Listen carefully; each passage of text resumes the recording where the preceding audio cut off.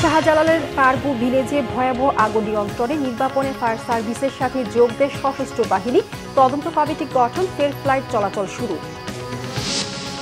নেতাকর্মীদের মানুষের আস্থা বিশ্বাসের প্রতীক হতে বললেন তারেক রহমান। এনসিপি সহ সনদ সই না করা দলগুলোকে দূরত্ব কমানোর আহ্বান বিএনপির।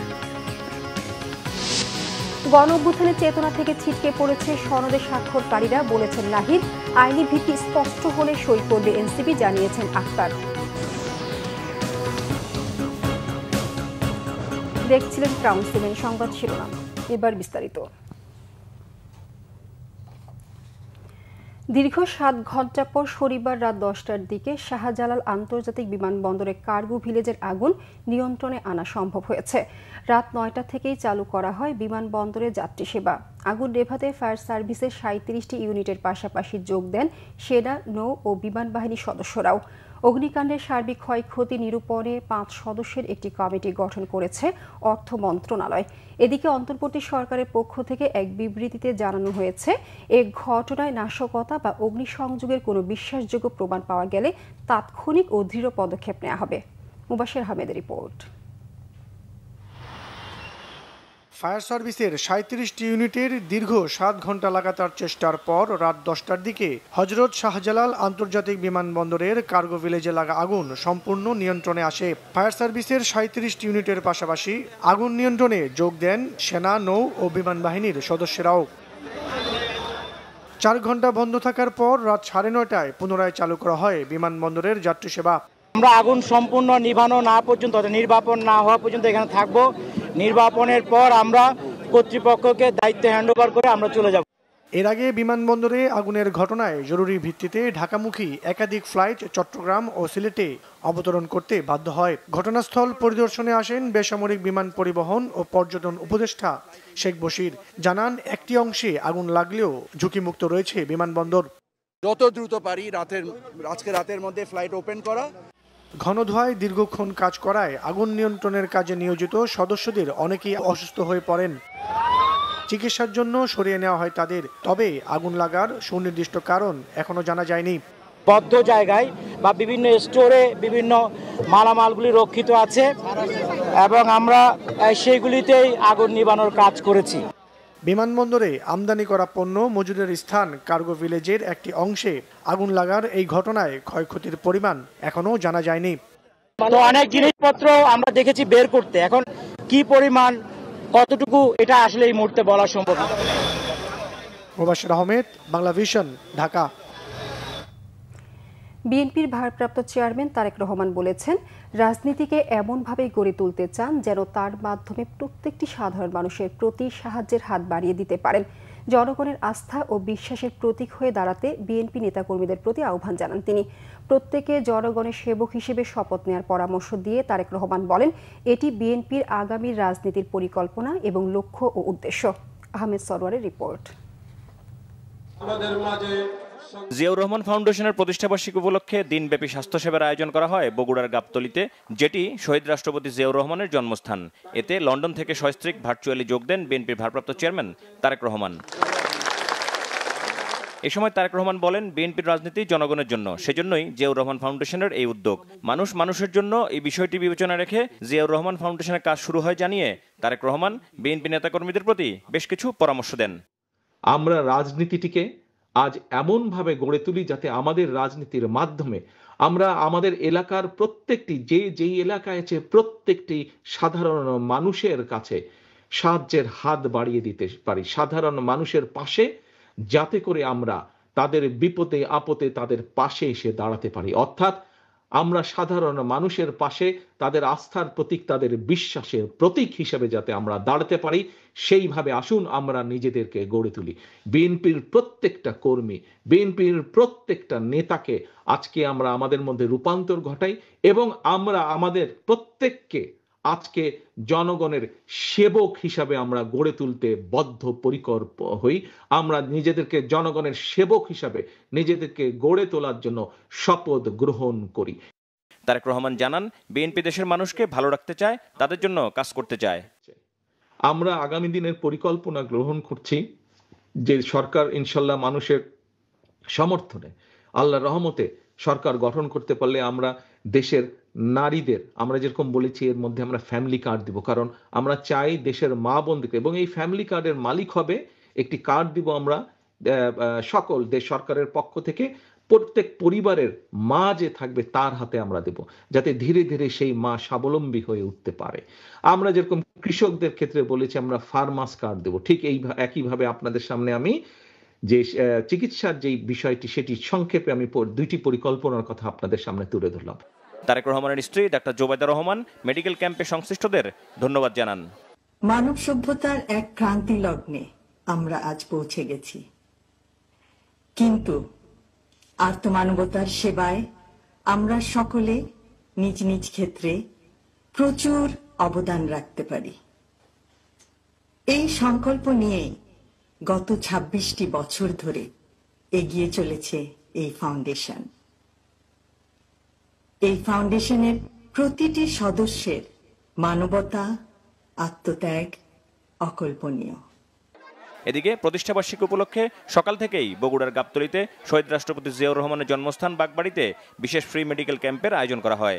ক্যাম্পে ঢাকা ও বগুড়ার বিশেষজ্ঞ চিকিৎসকরা প্রায় ৭,০০০ রোগীকে মেডিসিন, কার্ডিওলজি, গাইনি, চক্ষুসহ সব ধরনের জটিল রোগের চিকিৎসা সেবা প্রদান করেন। সেই সাথে বিনামূল্যে ওষুধ দেয়া হয়। আহমেদ সরোয়ার, বাংলাভিশন, ঢাকা।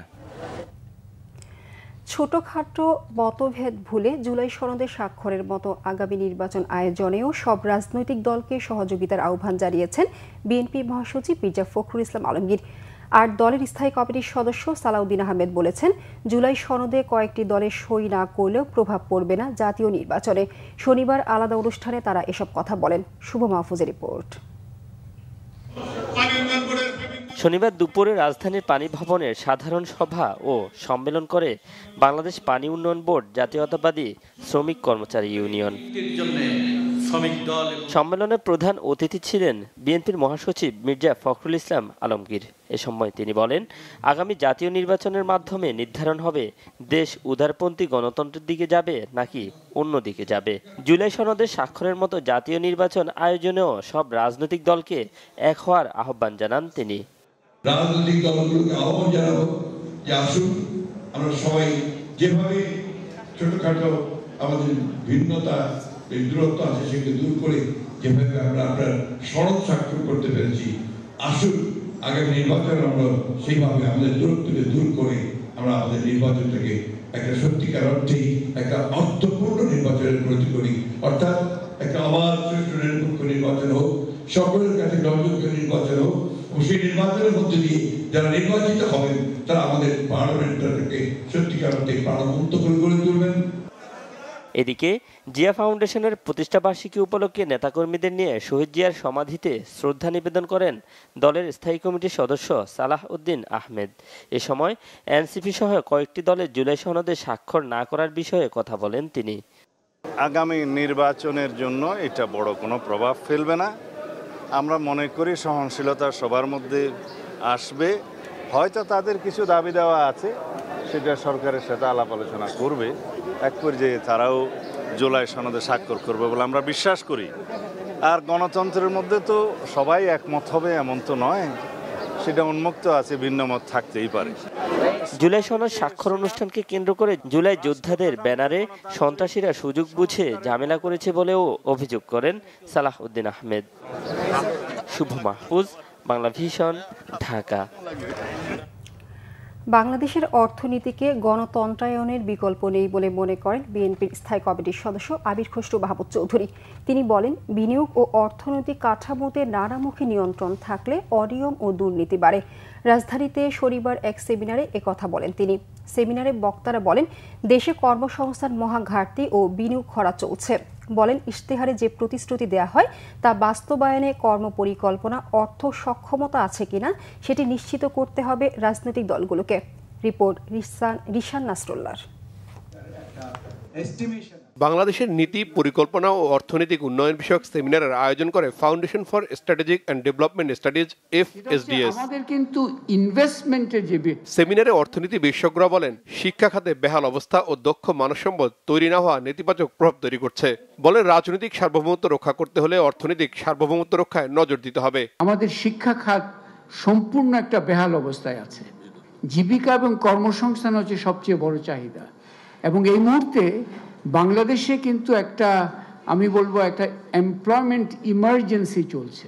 এই সংস্কার, এই ঐক্যমত্য, অর্থনৈতিক ঐক্যমত্যকে বাস্তবায়ন করতে হলে রাজনীতি খুবই গুরুত্বপূর্ণ, এবং রাজনীতি যদি ঠিক না থাকে অর্থনীতি আবার ঠিক থাকে না। সেমিনারে রাজনৈতিক দলের প্রতিনিধিরা বলেন, অর্থনীতির গতিশীলতায় সবাইকে যুক্ত করতে হবে। রপ্তানি খাতের বহুমুখীকরণ ও সহায়তার আওতা বাড়ানোর বিকল্প নেই বলেও মন্তব্য করেন তারা। অন্যদিকে অন্তর্বর্তী সরকারের প্রধান উপদেষ্টার বিশেষ সহকারী ডক্টর আনিসুজ্জামান বলেন, অর্থনীতিকে সুরক্ষা দিতে কাজ চলমান আছে, সেটির ধারাবাহিকতা ধরে রাখতে হবে রাজনৈতিক দলগুলোকে।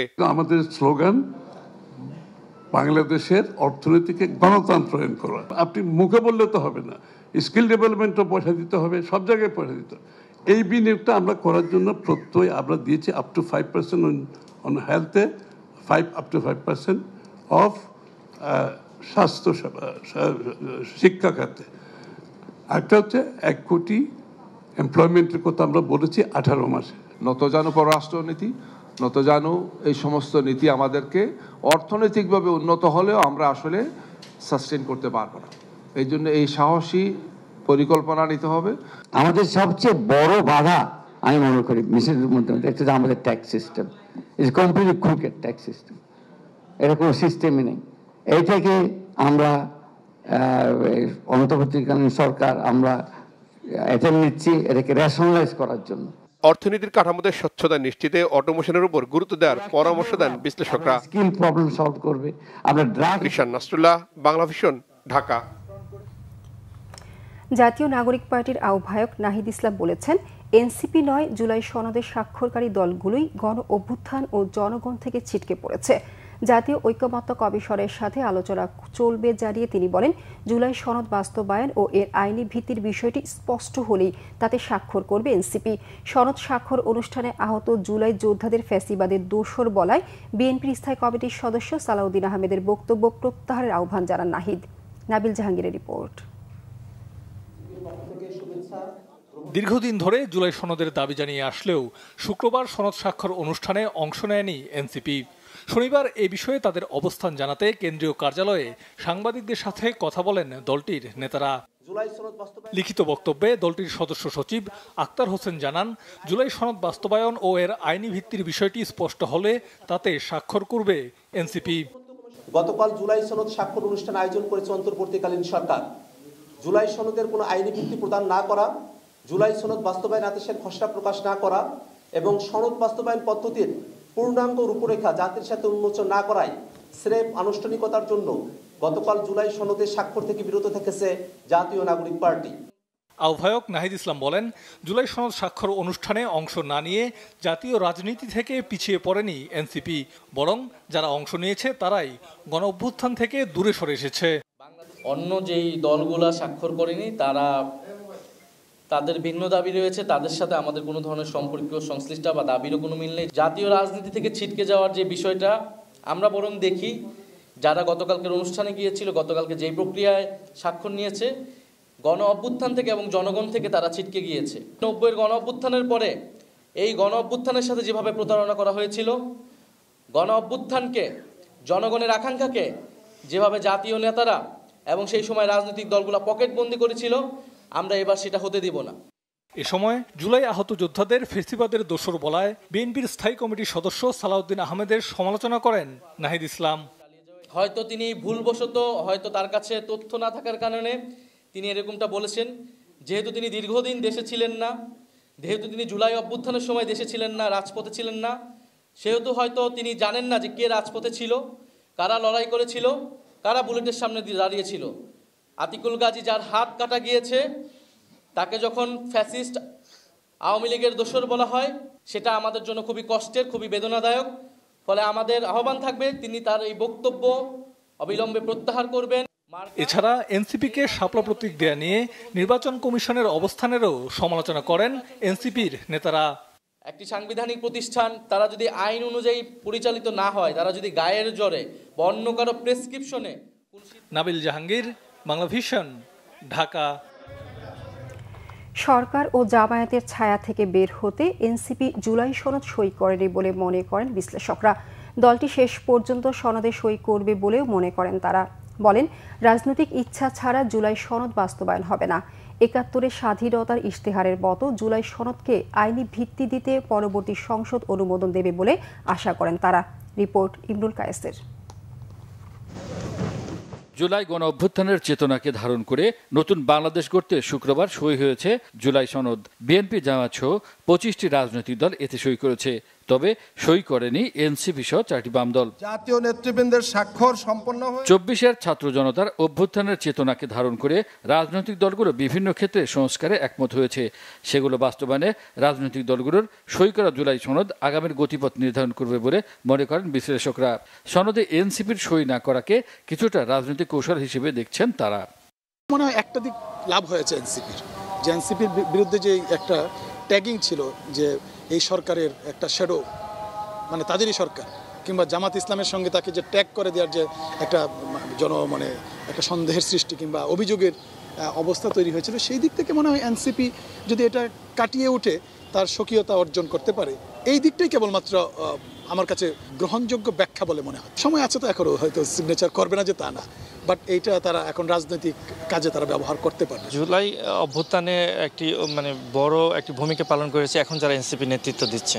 সো ওনাদের অনেক রাগ অভিমান থাকতে পারে, ক্ষোভ থাকতে পারে, কিন্তু ওনাদের দাবিগুলো যিনি এই জুলাই সনদ যিনি ভাইস চেয়ারম্যান যিনি তিনি বলেছেন যে আমরা 31 তারিখ পর্যন্ত তো এই কমিটি আছে।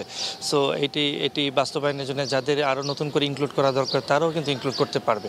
সো আমার মনে হয় না এটা কোনো ধরনের মতবিরোধ সৃষ্টি হবে, এটা দশা কেটে যাবে। ভবিষ্যতে স্বৈরতন্ত্র ঠেকাতে রাজনৈতিক দল এবং শীর্ষ নেতাদের ঐকান্তিক ইচ্ছাকে জরুরি বলছেন বিশ্লেষকরা।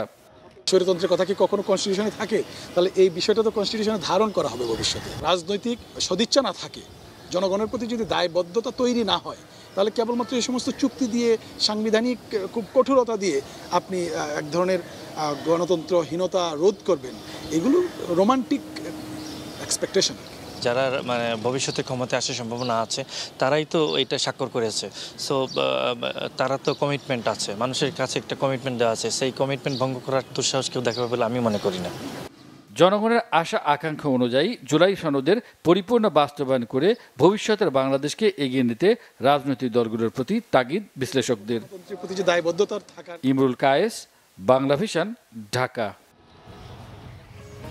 মূল বেতনের 20% বাড়ি ভাড়ার দাবি দ্রুত মেনে না নিলে আরও কঠোর কর্মসূচির হুঁশিয়ারি দিয়েছেন আন্দোলনরত শিক্ষকরা। শনিবার দুপুরে কেন্দ্রীয় শহীদ মিনার থেকে পূর্ব নির্ধারিত কালো পতাকা মিছিল বের করেন শিক্ষকরা। মিছিলটি দুয়েল চত্বর হয়ে জাতীয় প্রেস ক্লাবের সামনে কদম ফোয়ারা মোড়ে গিয়ে অবস্থান নেয়। সেখানে সংক্ষিপ্ত সমাবেশে শিক্ষক নেতারা বলেন 20% বাড়ি ভাড়ার দাবিতে অনড় থাকবেন তারা।